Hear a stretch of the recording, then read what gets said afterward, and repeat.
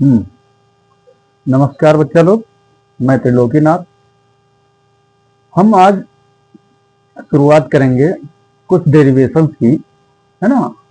दो दो तीन तीन जितने भी हो पाएंगे एक वीडियो में उतने डेरिवेशन करेंगे, और ये डेरिवेशन आपके जो बोर्ड एग्जाम है उसके पॉइंट ऑफ व्यू से इंपॉर्टेंट होंगे, है ना। जो बार बार बोर्ड एग्जाम में पूछे जाते हैं, कुछ ऐसे डेरिवेशनों की एक सीरीज ये हम लेकर आ रहे हैं, ठीक है। और इसमें एक एक वीडियो में हम लोग दो दो तीन तीन जितने भी हो पाएंगे उतने डेरिवेशन करेंगे। इसको अगर आप लोग मेरे साथ ही देखेंगे तो आपका काफी पोर्शन तैयार हो जाएगा, है ना। तो हम लोग सबसे पहला डेरिवेशन इसमें बात करेंगे कि जो अवतल गोलीय पृष्ठ होता है उसके लिए प्रकाश के अपवर्तन का जो सूत्र है ना, वो एक्चुअली क्या होता है, N upon B minus one upon U equal to N minus one upon R, है ना। ऐसा कुछ होता है, उसको डिराइव करना है, और ये आपका बार बार एग्जाम में कई बार पूछा जाता है ना। अवतल के लिए भी और उत्तल के लिए दोनों ज्यादा डिफरेंस नहीं है, एक ही जैसा है प्रोसेस, है ना, डिराइव करने के लिए। और एक अगर आपका तैयार है तो दूसरा भी अपने आप तैयार हो जाएगा, ठीक है। तो हम लोग अवतल के लिए शुरुआत करेंगे, ठीक है। तो कोई भी अवतल पृष्ठ है उस पर प्रकाश के अपवर्तन का फार्मूला क्या निकल के आता है वो हमें देखना है। तो हम लोग सबसे पहले एक अवतल पृष्ठ लेंगे,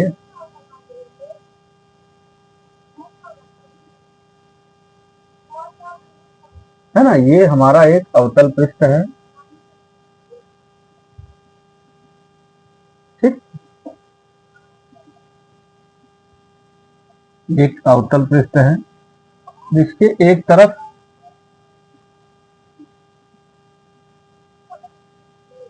दूसरा माध्यम है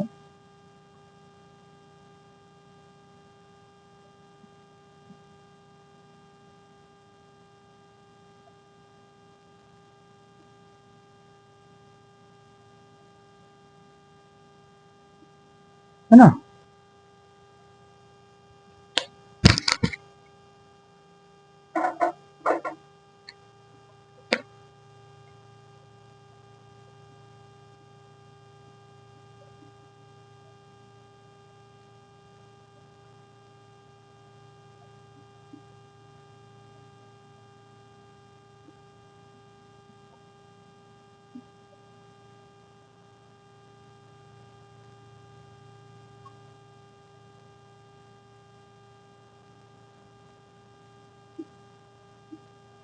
है ना।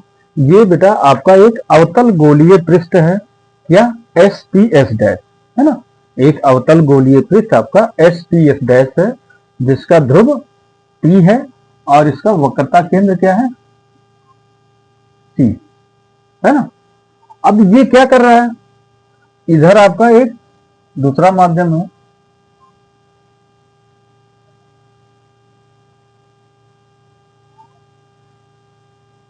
है ना। ये है आपका विरल माध्यम और इधर आपका है सघन माध्यम, ठीक है। एस पी एस डैश एक गोलीय पृष्ठ है जिसका ध्रुव P और वक्रता केंद्र क्या है, C है। और ये N1 निरपेक्ष अपवर्तनांक वाले विरल माध्यम को N2 निरपेक्ष अपवर्तनांक वाले सघन माध्यम से क्या करता है, सेपरेट कर रहा है, अलग कर रहा है, ठीक है। अब ये इतनी बात हो गई। अब इसका जो ध्रुव ये मुख्य अक्ष है, इस अवतल पृष्ठ का मुख्य अक्ष क्या है, ये CP है ना। इस पर कहीं एक बिंदु वस्तु O स्थित है ना। मान लीजिए यहां पे स्थित, ठीक। इस अवतल पृष्ठ एस पी एस डैश के मुख्य अक्ष CP पर एक बिंदु वस्तु O स्थित है ना, बिंदु O पर, ठीक है। अब यहां से क्या होगा, प्रकाश किरण चलेगी, तो यहां से एक प्रकाश किरण ऐसे OA चल रही है ना। एक प्रकाश किरण OA इस पृष्ठ के बिंदु A पर आपतित हो रही है ना। अब इस पर अगर इसके वक्रता केंद्र से एक लाइन खींचें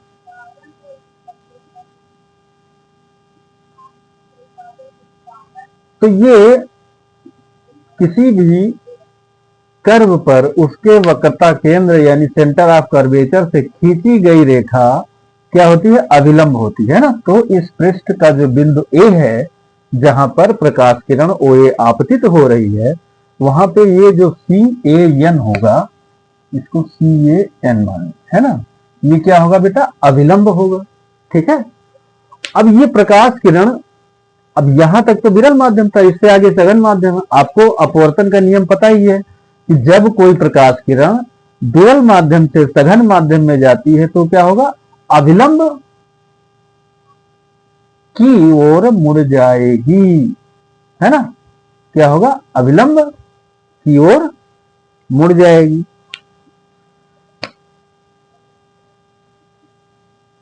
तो इसको ये जाना चाहिए कैसे,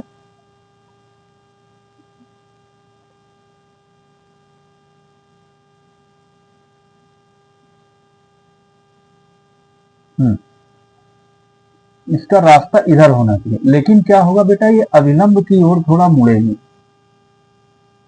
है ना। ये बहुत, देखो क्या होगा, अभिलंब की ओर थोड़ा मुड़ेगी। अब मान लीजिए ये यहां से आती हुई प्रतीत होगी,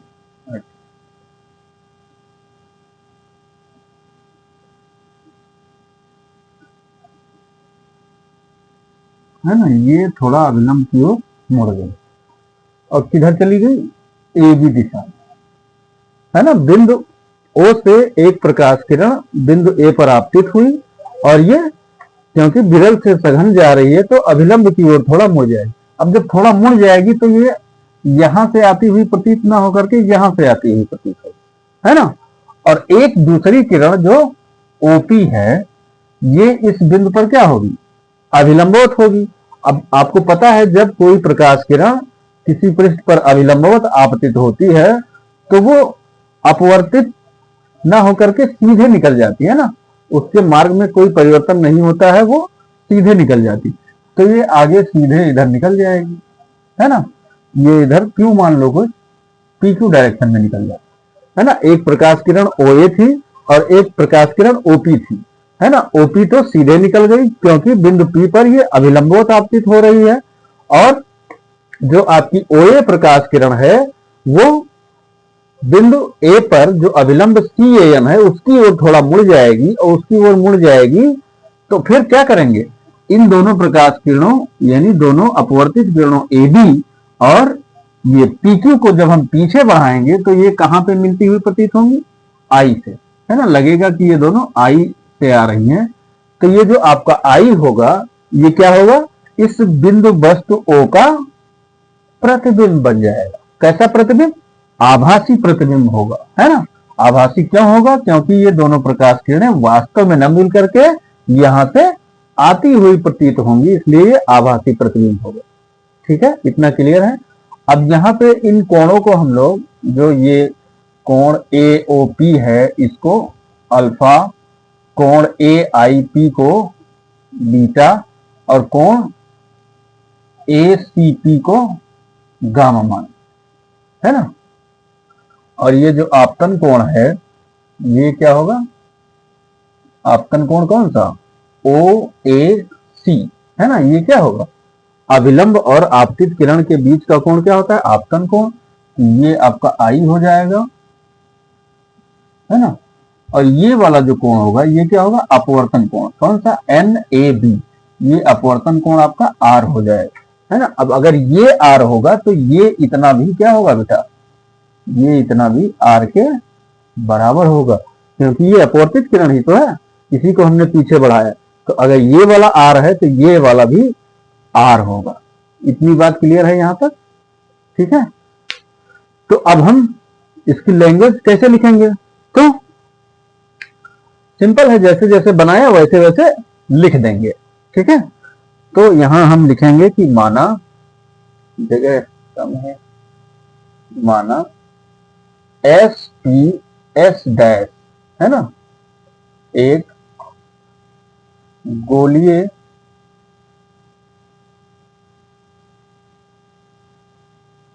अवतल पृष्ठ है ना, जिसका ध्रुव P व वक्रता केंद्र क्या है, C है ना। जैसे जैसे हमने बनाया वैसे वैसे लिखना है। एस पी एस डैश क्या है, एक गोलीय अवतल पृष्ठ है जिसका ध्रुव P और वक्रता केंद्र क्या है बेटा, C है ना। अब क्या कर रहा है ये पृष्ठ, है ना, ये पृष्ठ या गोलीय पृष्ठ है ना। N1 निरपेक्ष अपवर्तनांक वाले माध्यम को N2 निरपेक्ष अपवर्तनांक वाले माध्यम से अलग करता है ना। ये क्या कर रहा है, N1 निरपेक्ष अपवर्तनांक वाले विरल माध्यम को N2 निरपेक्ष अपवर्तनांक वाले सघन माध्यम से अलग कर रहा है। ठीक है, इतनी बात क्लियर है बराबर। अब इसका जो मुख्य अक्ष है ना, आगे हमने क्या किया था कि इसके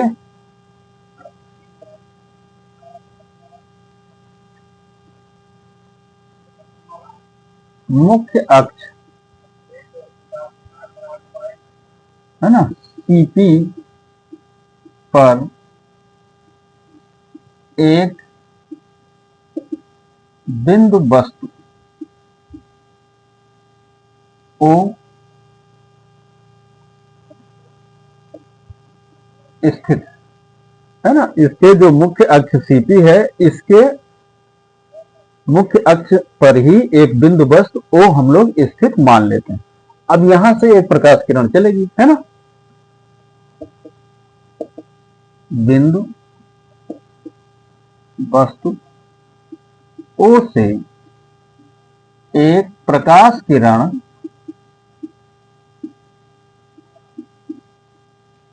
कौन सी, OA है ना, पृष्ठ के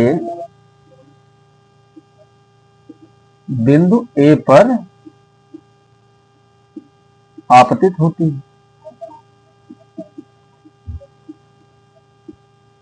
है ना।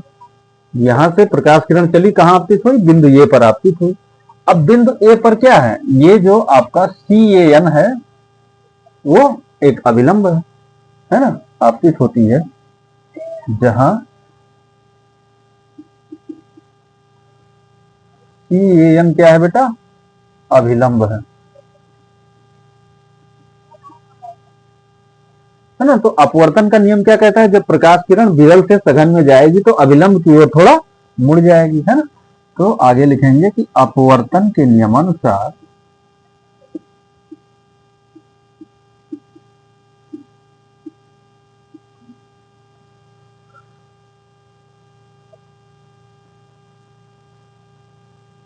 है ना,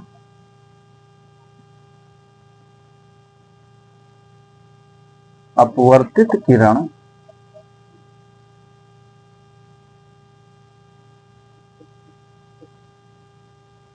AB अभिलंब CAN की ओर झुक जाती है ना, थोड़ा झुक जाती है ना, थोड़ा झुक जाएगी। तो एक किरण ये हो गई, एक अपवर्तित किरण मिल गई। अब दूसरी जो यहाँ पे किरण चली है ना, तथा दूसरी किरण OP पृष्ठ पर अभिलंबवत, है ना, कैसी आपतित हो रही है, अभिलंबवत आपतित होती है, जो बिना विचलित हुए, जो बिना विचलित हुए सीधे पी क्यू, है ना, कौन सी दिशा है, ये पी क्यू दिशा में जाती है ना, सीधे पी क्यू दिशा में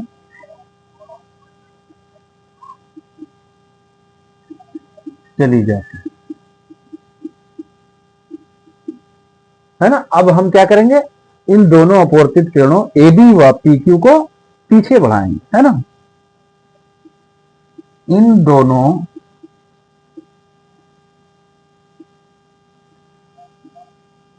अपवर्तित किरणों पी क्यू व, है ना, ए बी, सॉरी नहीं ठीक है, ए बी बराबर पी क्यू व ए बी को पीछे बढ़ाने पर ये आई से, है ना, बिंदु आई, बिंदु आई से आती हुई प्रतीत होती है,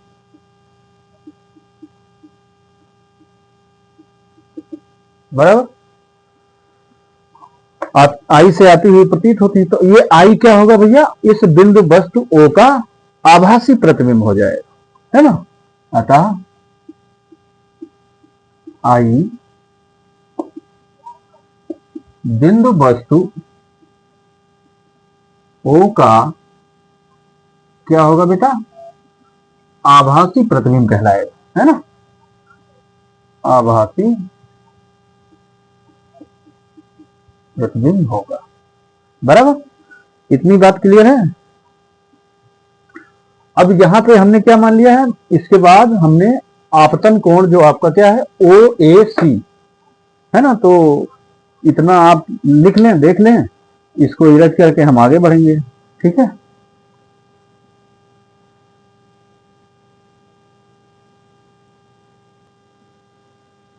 आ जाओ बेटा। अब आगे हमने क्या किया, यहाँ पे जो आपतन कोण है ना, माना आपतन कोण कितना है, कोण ओ ए सी, है ना, ये वाला आपका आपतन कोण, ये आई तथा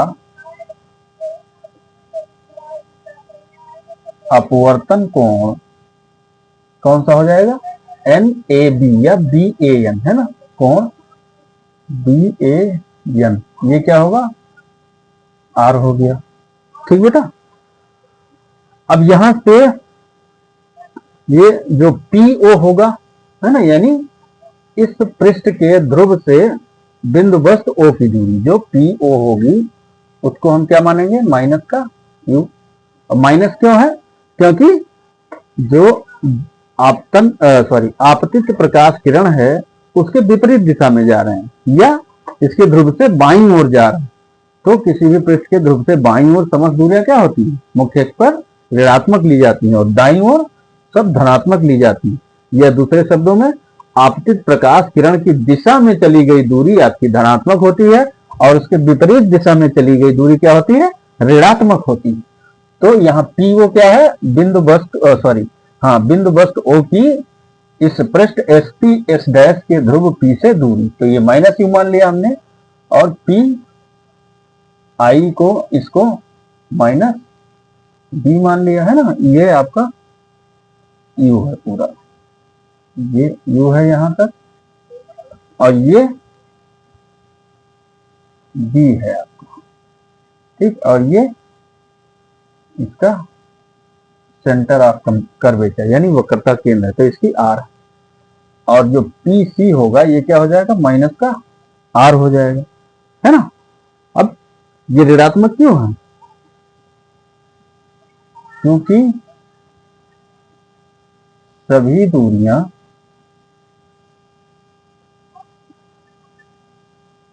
आपतित प्रकाश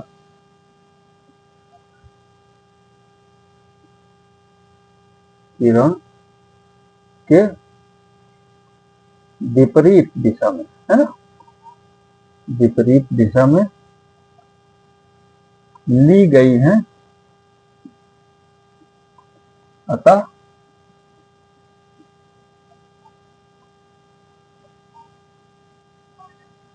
ऋणात्मक है। बराबर। अब हमने इसके बाद क्या माना है कि जो ये OA है और IA है और CA है, ये जो पृष्ठ के मुख्य अक्ष से कितना कोण, अल्फा, बीटा और गामा कोण बना रहे हैं, है ना। फिर हम लोग आगे लेते हैं कि माना OA, IA तथा CA, है ना, पृष्ठ के मुख्य अक्ष से क्रमशः कौन कौन से कोण, अल्फा, बीटा व गामा कोण बनाते हैं। ठीक, हमने ये मान लिया कि OA, IA और CA पृष्ठ का जो मुख्य अक्ष है उससे अल्फा, बीटा और गामा कोण बना रहे हैं, है ना। और फिर A से हम लोग क्या करते हैं, एक खींच अभिलंब खींच देते हैं, है ना। कौन सा, AM, है ना, जो आपतन बिंदु A है उससे मुख्य अक्ष पर हम लोग अभिलंब खींच देते हैं, है ना। तथा बिंदु A से, है ना, बिंदु A क्या है, आपतन बिंदु, बिंदु A से मुख्य अक्ष पर खींचे गए अभिलंब AM, है ना, इसकी हाइट कुछ क्या मान लेते हैं, h मान, की ऊंचाई h है। बराबर। क्लियर है। अब यहां पे ध्यान से देखिएगा, चित्र से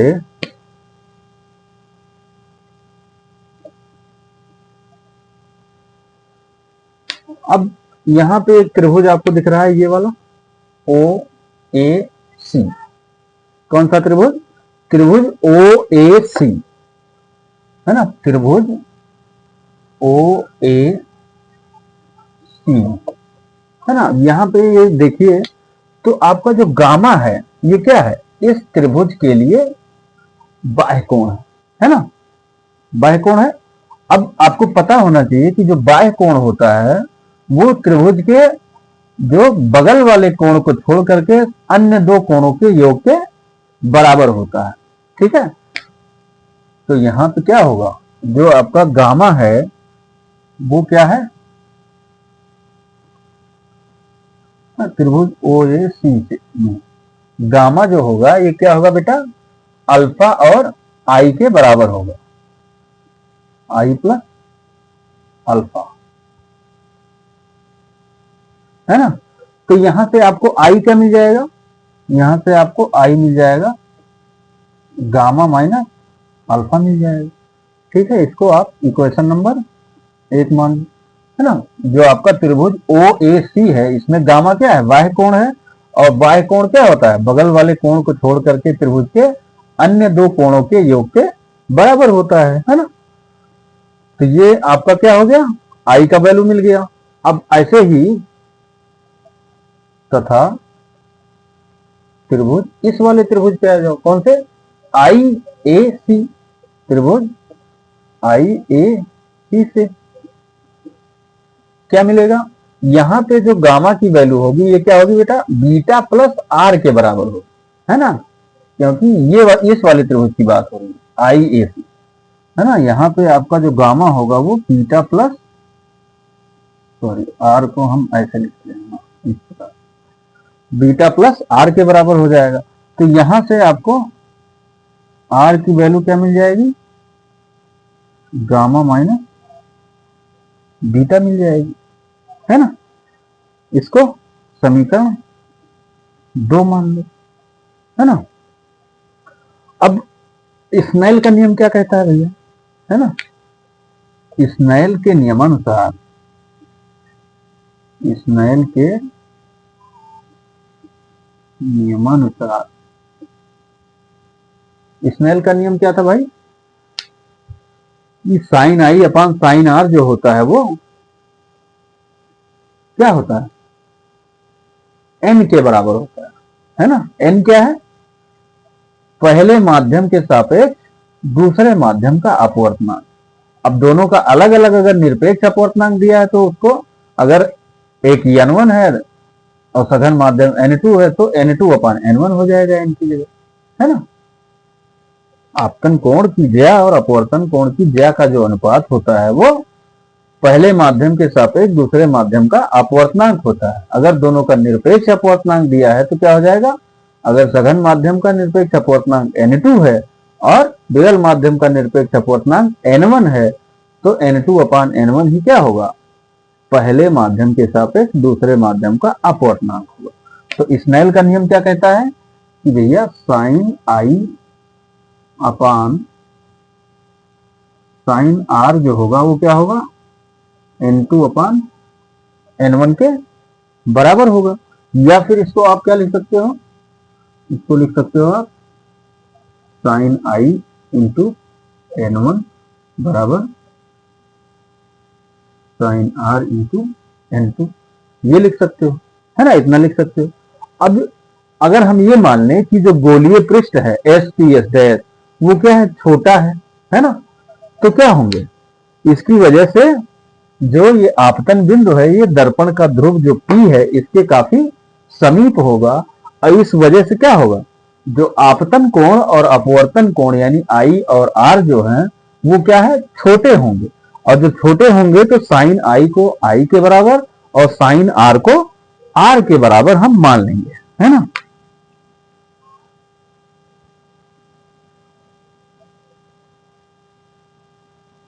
तो यहां पे लिखेंगे यदि पृष्ठ, है ना, गोलीय पृष्ठ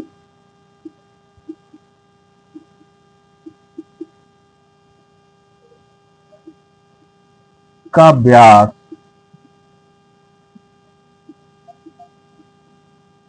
छोटा हो तो, व्यास छोटा है इसका मतलब इसका द्वारक भी छोटा है, यानी पृष्ठ का ये जो द्वारक सामने का पोर्शन है ना, तो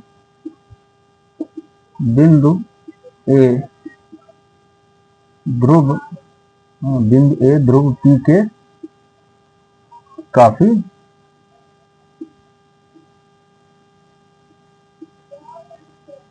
निकट होगा, है ना। तब जो होगा, तब कोण I और जो R है यानी आपतन कोण I और R, है ना, तब कोण I व R क्या होंगे बेटा, छोटे होंगे, है ना। और जब छोटे होंगे तो रेडियन में अगर हम कोण को नापे तो साइन I की वैल्यू क्या होगी, I के लगभग बराबर हो जाएगी, है ना, छोटे होंगे, है ना। फिर लिखें कि यदि I व R रेडियन में नापे जाएं तो क्या होगा, साइन I आपका I के बराबर और साइन R आपका R के बराबर हो जाएगा, है ना। तो यहां पे क्या है, साइन I इंटू n1 है, साइन R इंटू n2 है, तो आपको क्या मिल जाएगा, अतः साइन सॉरी साइन आई की जगह आपको केवल आई लिखना है ना, आई इंटू N1 बराबर क्या मिलेगा, I into sorry R into N2, है ना, ये मिल गया। अब इसमें हम लोग आई व आर के मान रखेंगे समीकरण 1 व 2 से, है ना। तो 1 मिनट इसको इरेज करना पड़ेगा।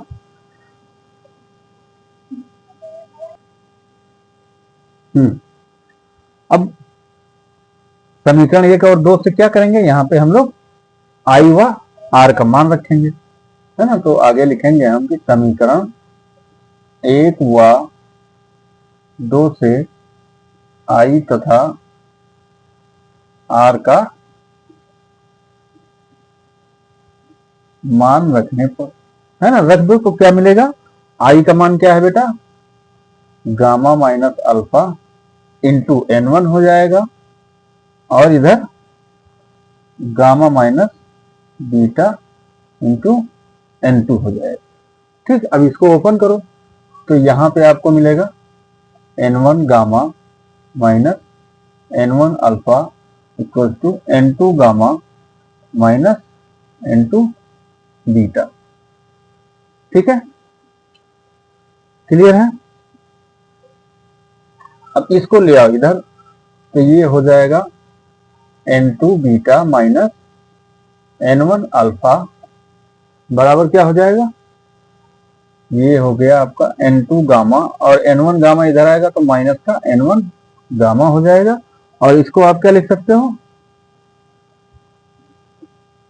N2 माइनस N1 गामा, और ये इधर मिला N2 beta minus N1 alpha, है ना।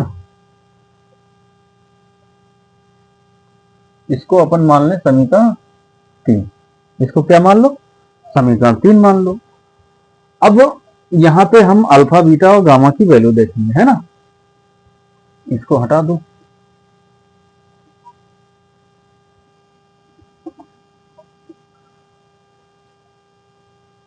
है ना। अब क्योंकि आपका जो पृष्ठ है इसका व्यास छोटा है, तो tan अल्फा की जो वैल्यू होगी या tan बीटा की जो वैल्यू होगी और tan गामा की जो वैल्यू होगी वो क्या होगी, अल्फा बीटा और गामा के बराबर मान ली जाएगी, है ना। अब नीचे लिखेंगे कि क्योंकि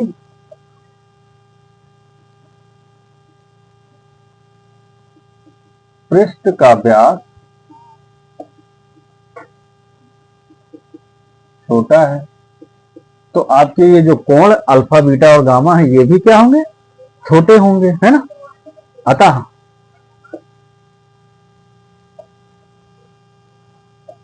कोण अल्फा गामा बीटा व गामा भी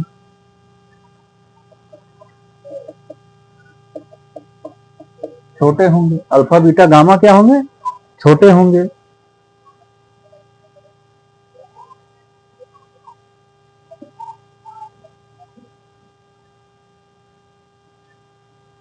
जब ये छोटे होंगे तो आपका जो बिंदु ए है वो क्या होगा, P के निकट होगा, और यम भी काफी निकट होगा। अगर ये यहां पे आ जाए तो P और यम क्या होंगे, P के काफी निकट होंगे, भी छोटे होंगे, तब बिंदु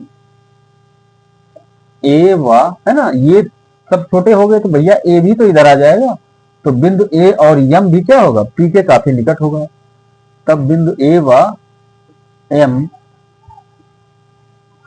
ध्रुव P के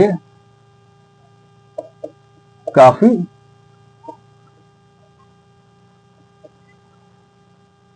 निकट होगा, है ना। तो इस स्थिति में क्या होगा, जो अल्फा होगा वो tan अल्फा के बराबर हो जाएगा। tan अल्फा बराबर क्या मिलेगा, tan अल्फा क्या होता है, tan की वैल्यू लंब बटे आधार होती है ना, लंब am बटे आधार, आधार क्या होगा MO, है ना। या फिर इसको आप क्या लिख सकते हो, अब यम क्या है, P के काफी निकट है, तो MO को लगभग AM बटे हम लोग सीधे PO लिख सकते हैं, है ना। और क्योंकि आपका जो MO है ये लगभग बराबर है किसके, पीओ के। बराबर, ये बात क्लियर है। और एएम की लंबाई क्या है बेटा, एच है, और पीओ की वैल्यू हमने क्या मानी है, पहले ही लिख रखा है माइनस का यू, है ना, तो यहां माइनस यू रख देंगे। ठीक है, अब आ जाइए और बीटा पे। बीटा बराबर क्या मिलेगा, बीटा बराबर मिलेगा टेन बीटा, और टेन बीटा क्या हो जाएगा, एम अपान एम आई, एम अपान एम आई। और इसको आप क्या लिख सकते हो, एम अपान पी आई लिख सकते हो, है ना, और इसको एच अपान माइनस का बी लिख सकते हो, है ना, क्योंकि एम आपका लंब है जो यहां से डाला गया है, जिसकी हाइट एच है, और ये दूरी हमने माइनस बी लिख रखी है। हाँ, यहाँ पे क्योंकि आपका जो एम आई है वो लगभग बराबर है पी आई के, है ना। ऐसे ही गामा, गामा जो होगा टेन गामा के बराबर हो जाएगा, ये वैल्यू क्या हो जाएगी, A M upon M C हो गया, है ना। तो ये आपको, इसको क्या लिख सकते हो आप, A M upon P C लिख सकते हो, है ना। और इसको आप लिख सकते हो, ये एच है और ये पी सी क्या है, माइनस का आर है। यहाँ पे क्योंकि आपका एम सी लगभग बराबर होगा पी सी, है ना। अब ये अल्फा बीटा और गामा के मान हमें कहाँ रख देने हैं, समीकरण 3 में रख देने हैं, है ना। तो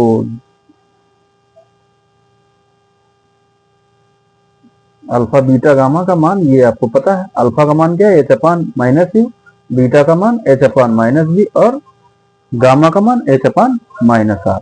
ठीक, एक मिनट, इसमें थोड़ा जगह बनाते हैं, देख लो इतना।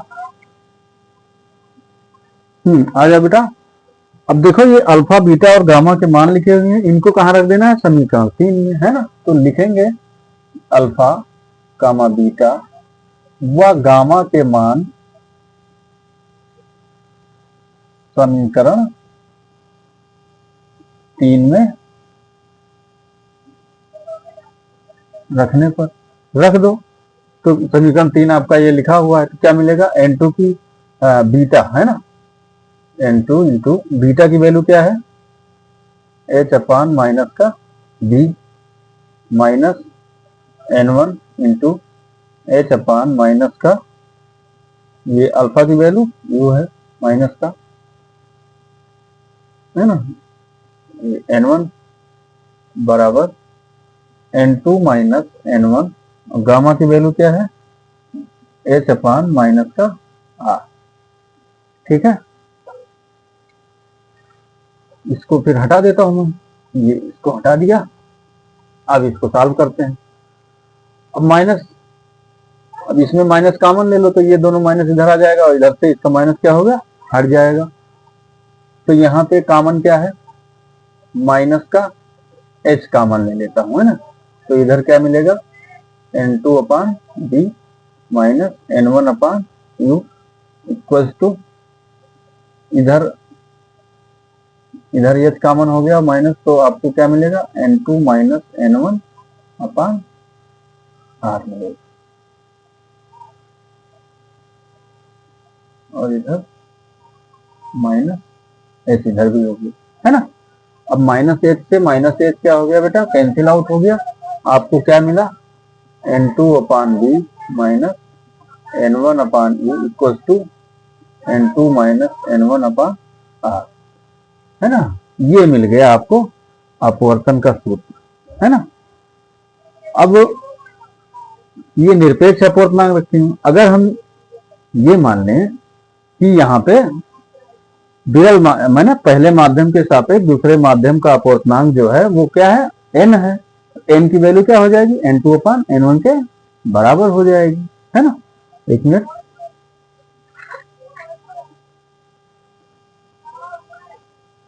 है ना, इसको कुछ समीकरण 4 मान लो, हाँ इसको मान लो समीकरण 4, है ना, 3 तक हो गया था।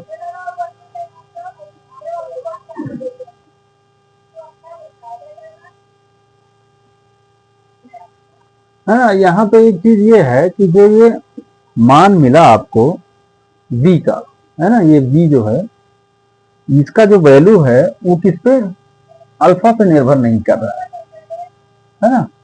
b का मान क्या है, अल्फा पे निर्भर नहीं कर रहा है, तो हमेशा क्या होगा,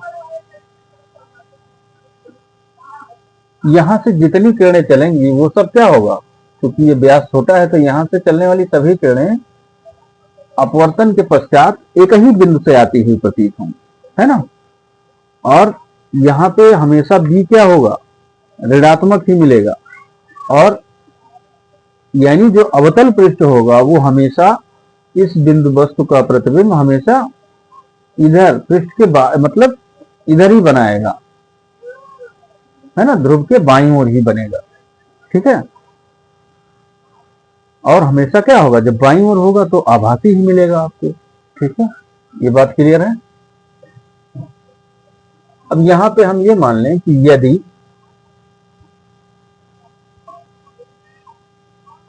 n क्या है, सघन माध्यम का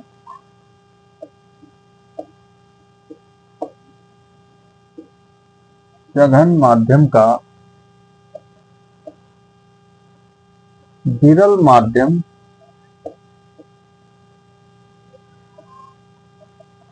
के सापेक्ष क्या है, अपवर्तनांक है। तो यहाँ पे n की जो वैल्यू होगी बच्चा वो क्या हो जाएगी, n2/n1 हो जाएगी, है ना। तब समीकरण 4 से ये चीज हटा दूं, तब समीकरण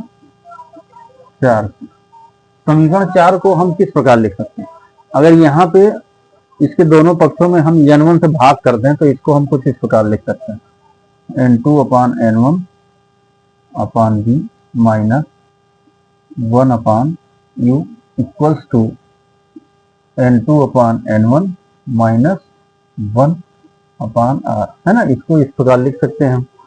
अब यहाँ पे n2/n1 की जगह क्या लिख सकते हो आप, n लिख सकते हो, n/b minus 1/u equal to n minus 1/r। तो ये आपको मिल गया, है ना, गोलीय मतलब अवतल गोलीय पृष्ठ द्वारा अपवर्तन का सूत्र मिल गया। ये समीकरण 4 और 5 जो है, ये चौथा और ये पांचवा, ये क्या कहलाएंगे, है ना, अवतल पृष्ठ द्वारा अपवर्तन का फार्मूला। तो ये मिल गया आपको, ये कंप्लीट होता है इतना, है ना। इसको ध्यान से देखोगे तो कोई दिक्कत नहीं है, हाँ, कर ले जाओगे, है ना। एक बार दो बार देख लो, बस कर ले जाओगे, ठीक है। देख लीजिए, ठीक है बेटा। तो इस वीडियो में एक ही डेरिवेशन रखते हैं, फिर नेक्स्ट वीडियो से आपको दो डेरिवेशन में कराऊंगा, ठीक है। तो ये आपकी परीक्षा से पहले तक कुछ आपके पास जितने भी हो जाए 15-20 डेरिवेशन, इनमें से कुछ तो फायदा मिलेगा आपको, ठीक है। तो इसको बेटा ज़्यादा से ज़्यादा शेयर करें और सब्सक्राइब करवाएं बच्चों से, ताकि रीच ज़्यादा से ज़्यादा लोगों तक पहुंच सके, ठीक है बेटा। धन्यवाद सभी को, है ना। सभी लोग खुश रहें, मस्त रहें और बराबर पढ़ाई करते रहें, ठीक है। ओके।